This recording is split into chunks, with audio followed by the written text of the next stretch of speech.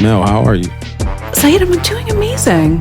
Real quick, I just want to talk about, have you ever been in an Uber and it's like, feels like a sauna in the Uber? Saeed started to coming up off the top. He's doing his type 5. He's doing his type 5 about definitely Uber. Not. Okay. I just want to ask, like, have you, like...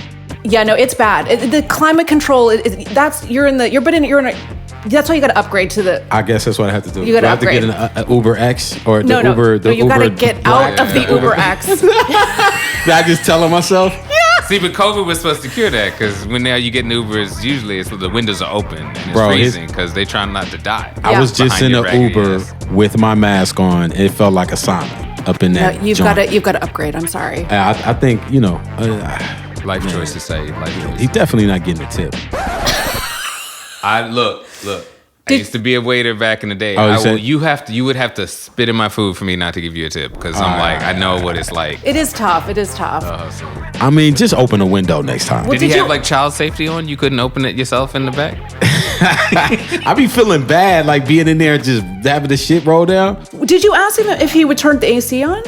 All right, this is like Uber etiquette, but look, is it all right? Do you do that? Just roll down the time. Okay, that's personal climate control. 100%. Crack the window down. Yeah. You don't even ask, like, hey man, could I lower this window? I asked for a ride. That's that New York shit. All right, look. Wait, so you didn't even ask him to turn the AC on, so it's a bit unfair. It's a bit unfair. All right, look, both of y'all been in New York too long. Okay, look. We got my writer friend Amadou Diallo, right? What's up? And two writers talking shit, man. Welcome to the pod. Welcome to the pod, man. Best place to be. Best place to be. Two writers taking Ubers. Taking Ubers that feel like saunas. Unsuccessfully. How did we meet, bro? Was it Twitter? We met on Twitter, man. So COVID, pandemic, people trying to break in screenwriting. Yep. For all the shit people give Twitter, man, they has like a great screenwriting community of people trying to break in. Like you can have a non-toxic timeline, I feel like. Like I felt like those couple years, man. Oh, it was priceless. Yeah. Like 2020, screenwriter Twitter was, that was the shit. It was the shit, man. That's where we met as well. That's where we met too. I'm over here telling you like you missed it. Like, meanwhile I'm like, do you even know who I am? But no, like 2020 was a bad time for COVID, but writers had time to talk and type and tweet. And so I met Mel that way. I met you that way. It's crazy because I think like my early remembrance is like, I think we hopped on a Zoom. Right. And then you had sent me like hour long. Mm-hmm. You know what I'm saying? And I think neither of us were in any kind of competitions yet. No. We didn't have shit yet. No, but I think it was obvious about you. Like you were out there meeting people, you were hustling, doing stuff. So it was like, oh man, I'm gonna get to talk to Saeed. That's I felt tight. like everybody on Twitter knew you already. Tight. Well, now they know you. How did you get on Billions? That's a great question. So the first room I was in, an AMC show called Parish that's coming out this year or early next year. The showrunner on there, Theo Travers. So my first showrunner, he had been on Billions previously, previous 2 seasons, like an upper level writer. And it was funny because you know how you look up people when you get in your first room and you're IMDbing people to see what they've been on. And I think it came up, but it was just so overwhelming for me. It was so new, and I'm looking at 5 different people. Like I had forgotten that he had written Billions. And while we were in this room, the season was airing. And so I think I saw an episode and I saw his name. I was like, oh shit, right? He was on Billions, right? So that was in the back of my head. Another writer who was in that room, the other staff writer, there were 2 of us, she used to be an assistant on Billions. So she was in LA, I was in New York, and then she came to New York and we got drinks and stuff together. And it's like, oh, so what are you gonna do after this room, whatever? And she was like, yeah, I think I might go like get on Billions on staff. And I was like, and she was like, yeah, because they're gonna have a couple slots opening up. I was like, word? I was like, really? Yo, you should get me, you should get me in it. She's like, well, if your reps put submit you for it. So So I go to my agents. I was like, "Yo, man, there's this opportunity for billions." Whatever. I'm thinking I'm being all proactive, hustling. They're like, "Yeah, no, dude, calm down. We already said it." Hey, that's tight though. That's a good rep. That's a good rep. That's a great rep. But so what happened was, after that, we got the call. My reps called me and they were like, "Hey, the showrunner Beth, like she loved your sample. She wants to meet you." But I was in Theo's room still, and it was a mini room, and it was about to close, but we hadn't gotten the green light yet. Yeah. So we were waiting for the pickup, but the room is ending in like a couple of weeks, and they're like, "Yeah, Beth wants to meet you, but she doesn't want to poach anybody." Right. That's already on the show. My man's room from Theo. So I was like, all right. And, and then I'm like, okay, but that's fine because this show's going to get picked up or whatever. A couple of weeks go by, nothing. And then my reps were like, yo, you got to call Theo and have a conversation and see if he could, give the okay for her to read your stuff. And like, this was a big lesson because Theo and I, like, he's a showrunner, so you're not bugging him because he's busy and stuff. But, we were on break and hiatus. We keep in touch, text and everything. And first, he's just a beautiful person, unbelievably gracious guy. But we had conversations about just, he had just had a kid and all this other stuff. So we had already had a dialogue. So when I made that phone call to him to ask him to let me, go talk to this woman, which would mean I couldn't be on his show when they picked it up. Like, that's an awkward conversation, for sure. No matter how you cut it. How did you approach that conversation? Listen, I was honest with him. I said, hey, listen, man, they read me. They'd like to meet. I just said, I just want the opportunity to meet. Even if I don't get the gig, it's like a good opportunity just for me to have a showrunner meeting, whatever. I didn't come out like, hey, man, I'm leaving your show. I was just like, I'd just like to have the opportunity. And look, real talk, it was like, it started with, yeah, man, that's a tough one because I really don't want to lose you for this room. Oh my God, you know what this is like? This is like telling your wife you want to open up the marriage. Yeah. That's literally what the conversation is. Wow. But I'm the only one that can be open. You got to stay. Exactly. You got that, which is how every guy is. Yeah. They're like, oh, you wanted to do that too? But no, man, to his credit, the more we talked it out and, the network had been dragging along the green light and everything. And finally, man, it was so beautiful. I remember him saying like, look, you're just starting out. I don't want to, get in the way of your career. He's like, I feel like our friendship is more important than a gig. That's tight. And so he went and called the showrunner, Beth from Billions, gave it a rec. And then I met with them like a week after. And having the cosign of an upper level writer from that room who's now a showrunner calling to say, you're good. Yeah. Like, you can't not get the gig after that. You know what I mean? So that was a really important lesson in like, there are, for all the horror stories you hear, there are kind, good-hearted people in this industry. But also you have to cultivate relationships because I know if I had never said a word to Theo after the room closed and then he gets a call out of the blue from me asking for that favor, that conversation goes a different way. That's one of them tough conversations that you have to like do. It was scary, man, because I was like, there was no other way around it, right? Yeah. Like, and I was like, do I lie and try to make up some bullshit? I was like, look, I'm just gonna be honest and say, hey, man, look, this is the situation, and I don't know. And I think the way I approached it is I said, hey, man, listen, I don't know what to do. Like, what do you think I should do? Because I wanted to hear his feedback on it. So I didn't come in like, hey, I want you to do this thing for me so I can go do this. I was like, look, man, AMC is jerking us around, blah, blah, blah, or this.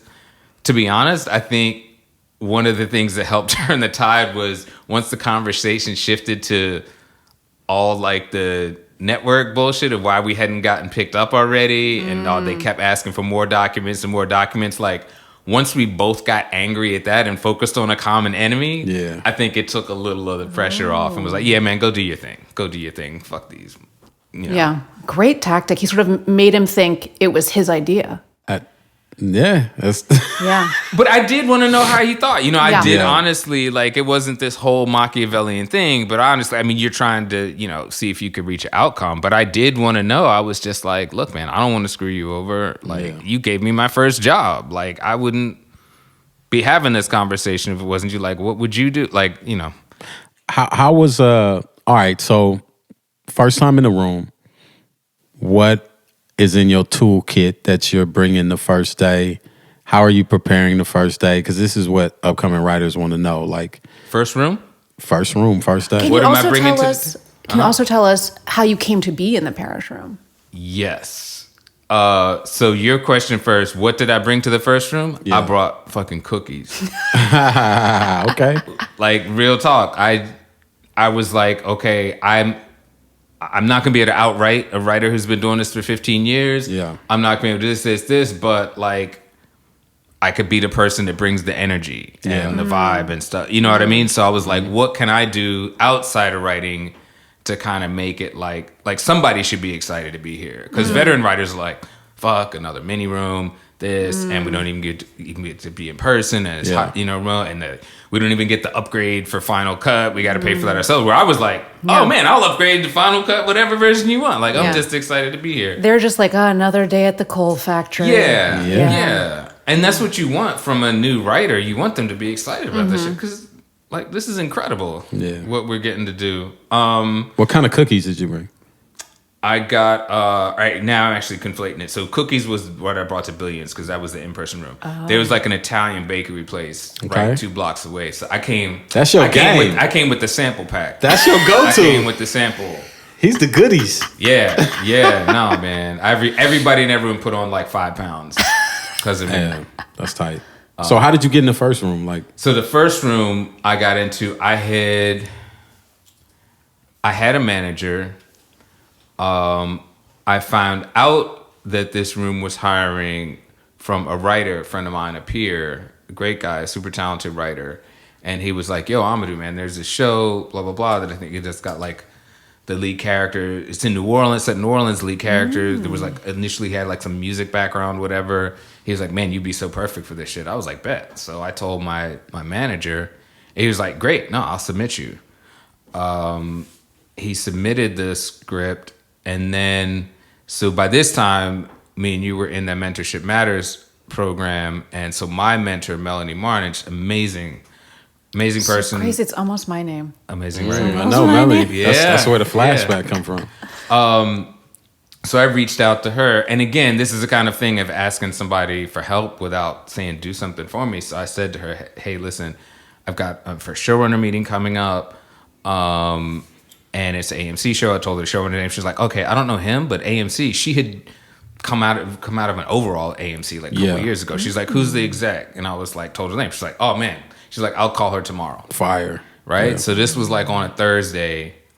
And over that weekend, the AMC exec and the showrunner had read my script. Yeah. And then they set up a call for the showrunner meeting. So it was a combination of networking, also being prepared, and obviously having a script that that's going to resonate with people. And then, you know, you get the showrunner meeting, and the vibe was so great on the meeting. We like talked for an hour, and it was just, you know, so my first gig, I got to work with like a black male showrunner. So I'm like, that's Rare. even naive me knows like that's Yeah. you not to take that for granted. So we just had a great vibe. We had great conversations about stuff. You know, it turned out we had been in New York around the same time. You know, we had kind of crossed paths a little bit without meeting each other. So it was just a great vibe. But at the end of the meeting, he was like, yeah, you know, obviously this decision isn't just up to me, but I'm going to talk to such and such and such and such, because it was his first show running gig. So it's not like you're meeting like Dick Wolf, who's like, yeah, hire this person and this person. It's still got to go through other levels. So as great as I felt that meeting went, I still had to wait and then have a meeting with AMC. Yeah. And then after that, I had to have another meeting with the production company and all that. So, you know, 3 meetings and then waiting. To start tomorrow. Yeah, and then I was on, you know, we were out here in LA on vacation, oddly enough. and I got a phone call like middle of the afternoon from my manager saying I had the gig. Yeah. So Amazing call. now that was such a beautiful moment because my family we were in an Airbnb. We had just come out from like doing something. We were actually in LA like visiting colleges, touring colleges with my son. And so we come back and get in the house, the phone rings, and it's my manager. And he told me that, and I just yelled out to my family, I got the gig, and everybody's like jumping up and down screaming, and the phone is still on like speaker. And he told me later, he was like, man, I'm so glad I got to hear that because it's so heartening in this business. You get so cynical about stuff, and just to be reminded of what this means to people. So yeah, that was a great day. What was we always talk about like what was the script that kind of changed shit for you? Like, was it the hour-long drama you had sent me, or was like what was the script that kind of got shit moving for you? It's interesting because I feel like I had two. Man, goddamn. That worked, that hit people. I feel like the script, probably the one I sent you, it's this sort of geopolitical spy thriller thing. It takes place between the U.S. and Lesotho, which is next to South Africa. Like, that was my big, like, whiz-bang, like, dead body in the woods, find it, the big action-y thing. And I feel like people resonated with that, like, okay, you can write. But the pilot that I wrote after that was this really small, contained story about a single Black father in gentrified Brooklyn raising his daughter who's struggling with her like gender identity, right? That's tight. Some issues that for me that were like super personal without being, autobiographical. And I remember when I was writing that, I was scared because I was like, how the fuck am I gonna do this? It was like, this is so close, like this is hitting so much stuff and so many fears and stuff that I'm thinking about and dealing with. And it's so personal that and it's a small story. I'm like, man, is anybody going to give a shit about this? Like, you know what I mean? Because you don't have like aliens blowing up the White House. You don't have this, you don't have that stuff. And, and that's what you hear is like, oh, you got to have this big thing and the exciting incident and all that stuff. And it was a really small story, but it was a super authentic story. Yeah. And that is the Lesotho pilot, like we can send that out when the storyline or genre kind of fits things, but like the second one, father figure, like my reps will send that out to anybody any day of the week because people really respond to that of like, wow, this has like a strong voice, a strong POV, it's authentic, it feels like they were like almost want to know how much of this is true because it really feels like you have lived in parts of this.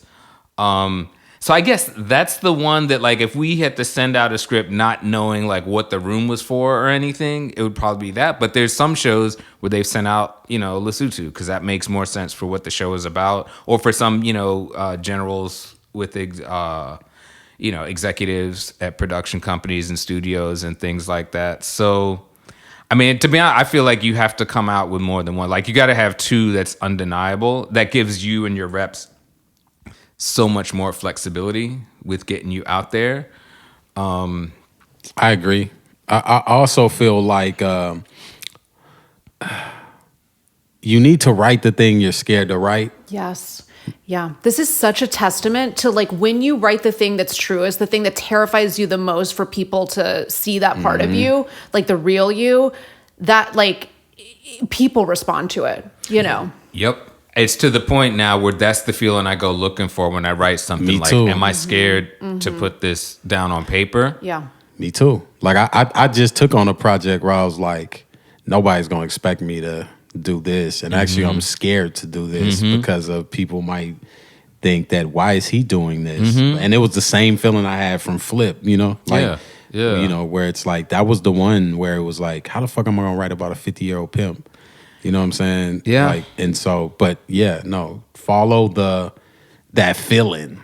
Yeah, it's what you said, Melanie. It's that honesty, right? And I think that's why it resonates, because so much of this industry, not even just the industry, but just so much of life is filled with people not being honest. And that when you give it to people, it stands out so much, but the reason most people don't do it is because this shit is scary and it's hard and it's vulnerable. Like, it's one thing if you write like, you know, if you're writing a reboot of the Goonies and somebody says, I don't like this, but if you write something that you feel like touches on themes that mean so much to you and you're bearing your soul and somebody doesn't like it, that hurts. Because I mean, here's the other thing: when you write your honest truth, like, it's not going to be for everybody.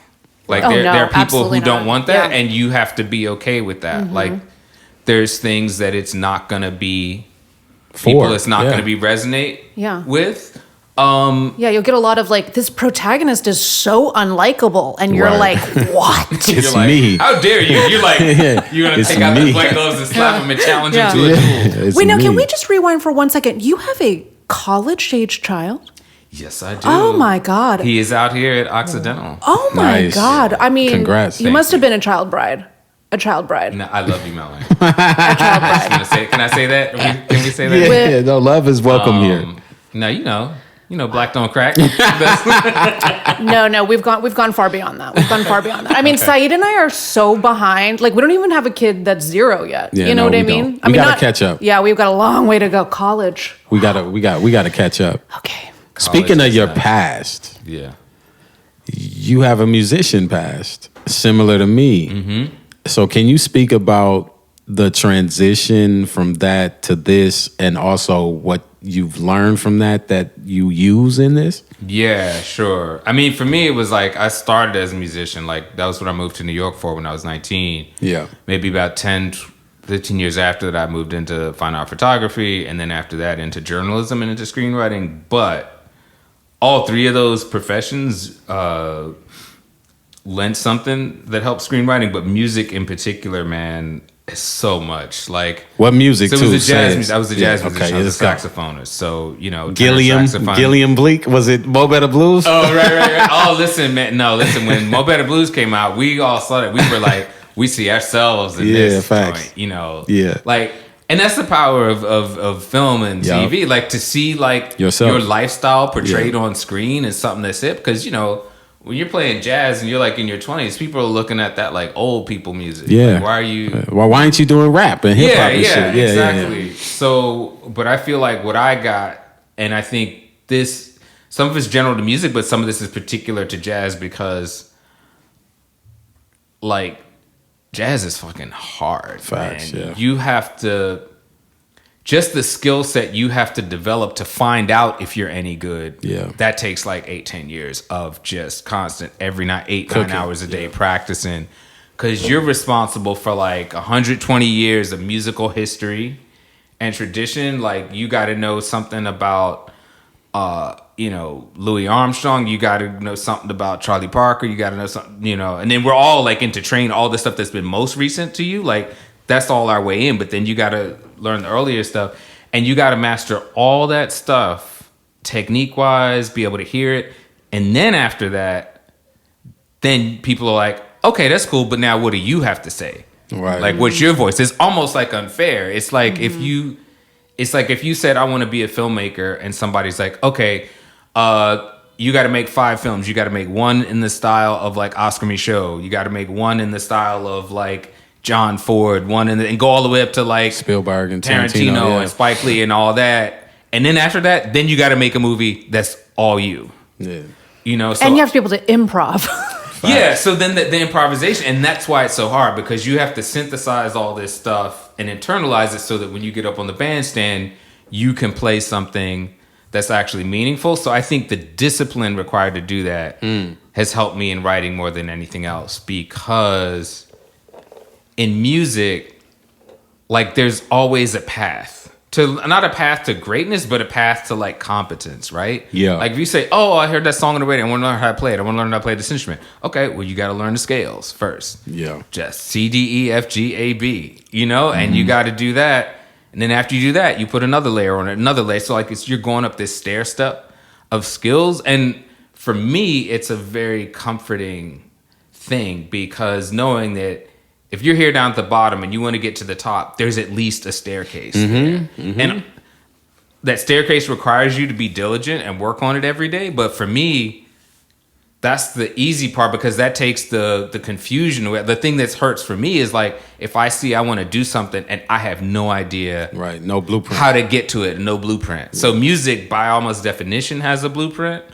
So that's something that I feel like really translated to screenwriting. Because yeah, you want to write TV show. Okay, how do you write a TV show? And, you watch some shows, you get some scripts, you figure stuff out, break stuff down, you get some books, and then you're like, even stuff with like just act structure, 3-act structure. Like, okay, all right, so that's the thing you can do. Like, I felt that for me was very comforting, because when I was a kid growing up, I was raised in a family where ambition wasn't really pushed. It was like, no, the thought to say to somebody like, try to be great. Like, I wasn't raised in an environment where we thought greatness was for us. It was achievable. It was like, you do what you can do to get by.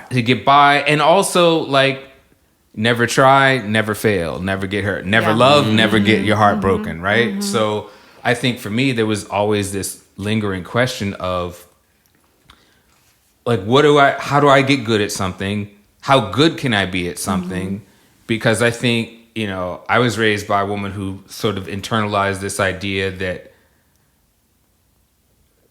greatness is something that's bestowed from the heavens on certain people. And if you're great, you were born great, and you knew you were born great, and then everything you did was great, and there was never any bad days. And so I'm looking at it as a kid like, well, I don't think I'm great. I guess I'm just not, am I one of those people that's not meant to be, really good at something? And I think that was something that I struggled with, that when I got to music and saw like a path, I was like, okay, but wait a minute. Before I can even answer that question of great, like, here's this blueprint of these steps. Let me find out if I could be competent first. Because I didn't even know how to do that. I was just like, in school, like, I got decent grades, but it was like, the stuff that I could do that was easy, I could do. The stuff that was hard, I couldn't do. And I didn't know what to do when I got it. And I think, like, now that we're on like the therapist couch, I guess, like, let's get there. No, I'm just like a philosopher. He's like a philosopher for our times.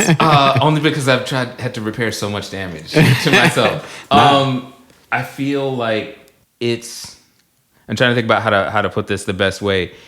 If you feel like there's something you want to do, or like, I'll break it down easily. So when I was in 6th grade, when I went to junior high school the first year, like elementary school, I got decent grades. I was in like kindergarten was like an all black school. Then after that, we moved to white neighborhoods. It was all white schools. So I did okay. It was like never straight A's, but maybe a C every one. It was like B's, right. B's and A's. Yeah. And so they had this thing in Baltimore County called tracking, where they looked at your grades from elementary school. Of course. When you got to junior high school, kids with the good grades, they put in like 7A was the top one. And then it goes B, C, D, E, F, all the way down to kids that they've totally given up on, right? So they put me in 7A, which was fucking ridiculous. Yeah. And I had no idea what I was doing. Like, I struggled with everything. Like, because I didn't know. I knew it was stuff I didn't know, but I didn't know how to learn or how to ask for help. You know what I mean? So when my grades came out, and I was playing Little League Baseball. I was never like a good athlete, but I at least, my mom dropped me off on time. So the coaches always liked me because they're never waiting around. Yeah. But 1 year when I was good in baseball, I made the All-Star team. I got these stories too, but go ahead. Huge for me, right? It was before they started throwing curveballs. The ball just came straight. I was like, all right, I could deal with this. Oh you was like, I might get drafted. 7A, I brought home like a D in math. Took you off the team. She made me call the coach myself. Bro, I had and the tell same him shit. I couldn't be on the team. Wow. So this was a defining moment. For sure. Because like the thing for me was like, I was struggling and I didn't know what to do about it. Yeah. And what I got was like punishment for it. Yeah. Which, okay, if you're going to get punishment, I was like, could you at least just help me figure out how to understand this shit? Yeah. Right? So then the next year, they put me in like 8D, right? So now I'm just above like the remedial kids. That shit was easy. I cruised to that cruising. Shit. It was like, I got this. You was on the baseball team, no problem. And then finally, the last year, they put me in like 9B or C, where I should have been the whole time, right? Yeah. So it's like a failure of the school system and stuff. But that always stuck with me because like I didn't know how to move past an obstacle or a block. And I think music unlocked that for me. And then I felt like I've been so eager and happy to apply that to anything else I do in the rest of my life since then, that for me, that's the easy part. Just show me what the blueprint is. And if it's something I believe in and passionate about, and if I think I have a chance at it, we're good. I'll work at it. Every person down there listening to this, and you know, because we were on a Mentorship Matters Zoom earlier, managers and reps. One of our biggest episodes was with my manager as far as listens. So how did you get your manager? What's the advice and what's your perspective on managers? Because let's not even get to an agent. Because like I feel like if you out there trying to get an agent and you just starting, you tripping. Like agents come when the money come. That's how I feel. So how do you feel about your manager and how did you get a manager? I have a great relationship with the manager. It's like I think my friends are like, man, shut up. I'm tired of hearing. Whenever people come to friends complain, my manager's doing this, and I'm like, well, we do this. They're like, man, shut up. Nobody's trying to listen to you and your perfect life, perfect marriage, reps and managers. So I got my manager through a referral of. This goes again to like the thing that Saeed, you and I talk about all the time is networking, right? Yeah. And you don't have to know Steven Spielberg to be able to network. Yeah. So once I decided in my heart of hearts that I was going to be a screenwriter, I told a good friend of mine who had worked for a long time in the doc world, so not a direct correlation because I was trying to do narrative. But she had recently moved and 2 doors down from her was a producer and she was good friends with her. So she introduced the two of us over like email, right? So this producer, Diane Houseland, amazing woman who's Walter Mosley's producing partner, right? Fire, yeah. So I sent her a sample. She read it and she agreed to meet for coffee, like on Flatbush Avenue, right? So we're sitting there meeting for coffee. She's like, I really like this. Tell me your story, blah, blah, blah. And so at the end, she said, listen, if you're ever in LA, let me know because there's some people I'd like to introduce you to, right? So now this is the one favor I do for myself is that I take people, what they say at face value. Like, I don't question it. Oh, she was just being nice or whatever, whenever. So, I go home and I'm like looking up tickets to LA. So I wait like a few weeks so it's not awkward. And I was just like, oh, hey, Dan, it turns out I'm going to be in LA for this thing. Right. So if you have, and of course, the only reason I set up that trip was to get that thing. So she gave me 2 people's number to reach out to, Ben Watkins and Shakri Tillman. And both of them on the strength of her recommendation. Because now here's the point is neither one of them read me. They just took it on Diane's word, which I think is the trick that when you're breaking in, you got to understand. Like your sample opens a door, but then it's other stuff. Like people have to believe in you enough to make that rec. And then they don't need to read your sample because somebody that they respect said you should meet with this guy. And it's like a coffee. Like the worst thing is they've wasted a half hour out of their day, right? Plus, nobody wants to read shit. Keep it going. Exactly. See, I didn't even understand that at that time. I didn't understand that like I do now. So, I met with Ben and that was amazing. Started a relationship that helps me out like every fucking day. I think of something that he's told me that's, that's actionable. And then when I met Shakri, we met, got along great.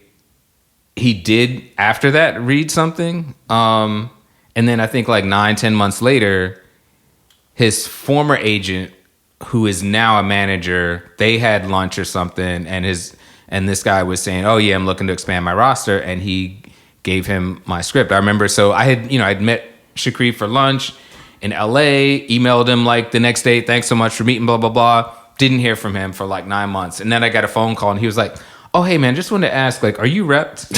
And I was like, no. And he's like, okay, because, there's somebody I wanted to introduce you to, but I just wanted to see if you'd already had a rep. And I was like, okay. That's tight. And then I got, the phone call from the manager. We met. I had met with some other managers, too, but it was obvious this was just a great, great, great fit. Yeah. And I will say, getting to the point about the manager relationship, like, there's so many details you could go into the weeds on this, but I think the overall thing is like what you want is a manager relationship where if they never got you a gig, you would be comfortable paying them 10% of the gigs that you do get. Do you know what I mean? Because for me and my relationship with Noah, like, he brings so much value to me that, look, every experience I get is new. I'm doing it for the first time, right? Showrunner meeting, first time. Agent meeting, first time. Blah, blah, blah. Pitching, first time. He's somebody that I could pick up the phone and call, and he can talk me through this stuff. He makes time for me. I don't feel like I'm bothering him. He gives me a perspective. He's honest with me about what my chances are of certain things, about my writing. Like, and that's the thing in this industry. If you ever get anybody in your corner to be honest with you, hold on to that person. Because nobody is going to be honest with you in this industry. Y'all didn't see it, but Mel held me. I held Mel. Yeah, It was a beautiful moment. it was touching. It Yeah. was really touching. Oh my I'm, like, God. Oh tearing my up. God. Oh my God. So I think that's where you want the relationship to be, because when you're at the point where you're adding up, like, okay, I got this gig for myself, my Right. rep got that gig, but I got 4 gigs, they only got 2 gigs for me. Petty shit, yeah.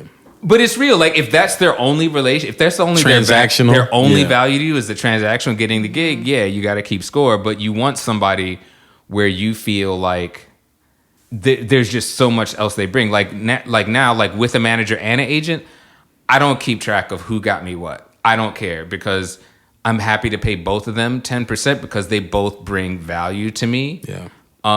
And yeah, like I said, if Noah never brought me another gig for the next 5 years, I'd still be happy to give him 10% because he gives me so much. He's kept me sane through this process. He's given me great advice. He listens. And when he doesn't know something, he says he doesn't know. He's like, yo, man, like, that's uncharted territory for me. I don't know what to tell you. I could make some calls and see whatever, but I never heard of any shit like that. So I feel like that's where you want to be, because this is a hard business to navigate. It's filled with so many opportunities for self-doubt.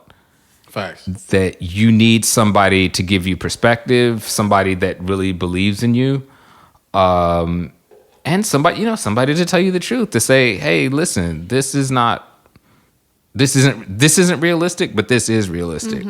I also think that, I think there's so many wonderful takeaways, but some things that are top of mind is like, it's not a linear line for you meeting this manager, right? It's like there were so many detours, and it's like the friend's neighbor, Gardner. Yeah. you know? And I think that it's like, that's something really good to like keep in mind. Cause I think it's like, there's not everybody gets their rep the same way. There's no formula to follow. Like, you don't know where those opportunities are going to come. Like, one of our guests, Adria, was talking about one of her first Hollywood opportunities came from, like, she did some play in like Washington State or something. And then it was like somebody who was like in the play had a son who like worked at like a studio, but it's like, she's not doing this play in Washington thinking like, there's going to be a Hollywood opportunity. A manager at the end. Exactly.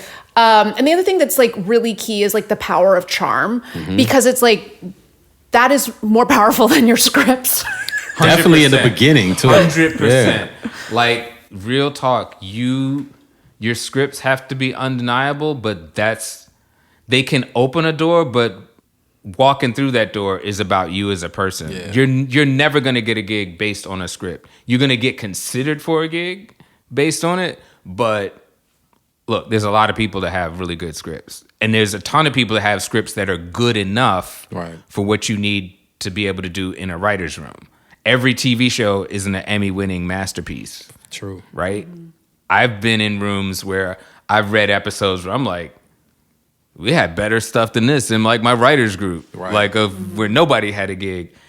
But that's not what the job is about.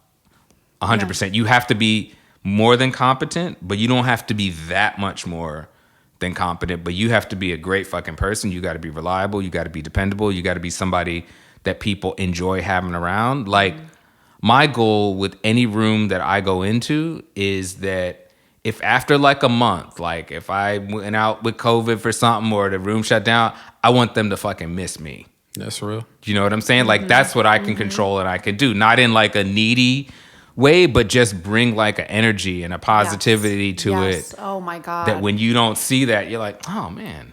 And it goes back Where's to Cookie like Man? Exactly. Cookie Man. Totally goes back to you bringing the cannolis to the writer's room and being like, okay, the thing I'm bringing with me is my vibe, right? Because it's like something I always think about is like, especially in LA where there's so many vampires, right? Yeah. Like there's people who, when you're with them, it's like they juice up your battery, right? And you're like, I'm juiced up. And there's other people you're with them, and then it's like they drain your battery. And you're like, I want to lay down for the rest of my life after hanging out with this person for an hour. And it's like, I always want to be like, I'm the battery juicer, you know? I always want people to like walk away from interaction with me feeling better, you know, and people do remember that feeling. People remember how you make you make them feel. Absolutely. And it doesn't have to be like, look, if you're, you know, you don't have to be the most outgoing person in the world. It can just be, I think in my experience, just be nice to the fucking support staff. Like go in the office and say hello to them and know what their names are.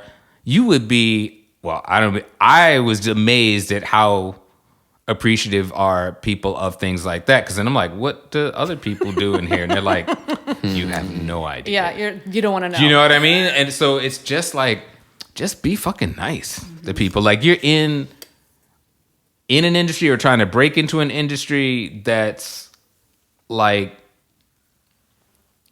look, hard life is like you know, struggling on $35,000 a year trying to support like a family of three. Yeah. Like working like 2 jobs at Walmart and the dollar store, right? That's hard. This shit that we're doing, it's dream. You can say that it takes effort and you have to be conscientious, but like let's not kid ourselves. Bro, this is fucking amazing. I was telling somebody yesterday, they was talking, you know, just about how fearful it is right now. I was like, bro, fear is not having health insurance and you got to drive your bucket car from the Bay Area to Los Angeles and you're hoping you don't get in a car accident or you're hoping you don't get a root canal or some shit because you're fucked. That's fear. This is not fear. Before we go, I got a couple questions for you though. All right, let's go.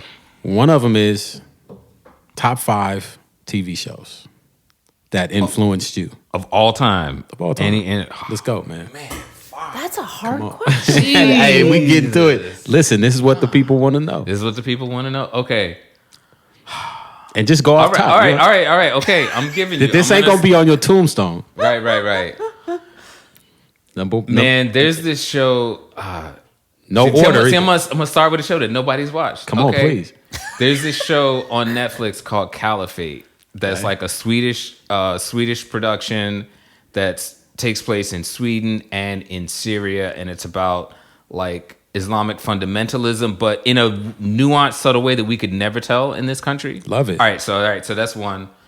The Wire. Gotta Come say on. that. Rest in peace to what's his name? Just passed. Oh, the actor. Yeah. Michael K. Williams. And the other one, the Sarge.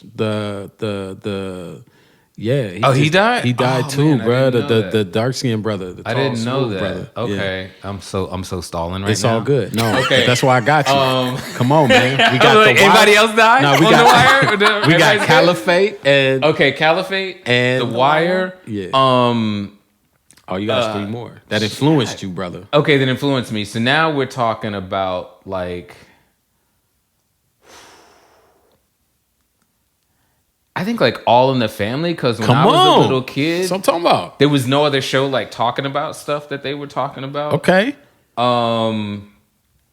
Is that Norman Jewison? Norman Lear, not Jewison. Man, I can't believe it. This is like having a general where they're like, so what shows are you watching? And my mind is empty. Come on, right man. now. We got 2 more. All right, 2 more. Abbott Elementary, because that shows me what you can do in a very rigid and structured format that you could still do some great shit. 1 more. Oh, God. I'm going to kick myself. Like the minute we turn this off. Breaking Bad? Better Call Saul. Better Call Saul. Okay. All right. Yo, that is a much better show. Okay. than Breaking Bad. Better Call Saul is like what they did after they figured out that shit in Breaking Bad from a writer creative standpoint. That's great to say though that he created Breaking Bad, which is considered one of the top, and then Better Call. That's crazy. A spinoff is never that good. Look, it's like in New York we have this thing like because I live in Brooklyn, and so everybody knows Central Park. So the guys Olmsted and Vo who designed that, like a decade before. They designed Central Park, and then a decade after that, they made Prospect Park in Brooklyn. Mm-hmm. So us as proud Brooklynites, we were like, yeah, they worked out all the kinks in Central Park. That's where they got the and then they did their shit in Prospect Park. That's what I feel about Better Call Saul. Okay, really quick question. Yes. Just drop the skincare routine because you literally look like you have a filter on right now. It's all about moisturizing. Oh, it's okay. moisturizing. It's the night care. You know, it's activating enzymes. We need names. We need brand names. We need the product names. You know what's so funny? Like real talk. Like the reason I was like, my wife and I, we were watching some show, and they had is it Alfonso Ribeiro, the cat who was on on Silver Fresh Spoons. Prince. Fresh Prince. And Fresh Prince. Yes. Oh, okay, yeah. So we were watching something where he was like a talk show host, and and this dude is like in his 50s now. He came on, and my wife and I were like, he looked the same. Looks I know, so amazing. We're like, we need like a skincare routine. That's tight. And I went on the internet, Googled some shit, and found his shit. lie. So you using Alfonso? It's not his. Rivera I don't know what he uses. routine. I'm sure I couldn't afford that, but I found my little subscription package where Okay, they so send go it. on, tell us. What is it? Okay, it's called Proven. Like I did it because it's easy. Okay. Oh. So their marketing line is like, oh, we gather all this information about you and we customize some that's stuff tight. for you. We send it in the mail. But I think for me, honestly, it was like, because I went from so my wife is South Asian, right? Yeah. And so we got biracial kids. Tight. And growing up as a black person, I was like, sunscreen? That's for white people. Why do we ever need that? We need that too. My wife, I fought this woman so hard when she would put sunscreen on our kids. I'm like, they don't need that. I'm like, you're making them weak. You're softening them up. Making them weak. Making them weak. And then that's how ridiculous I am.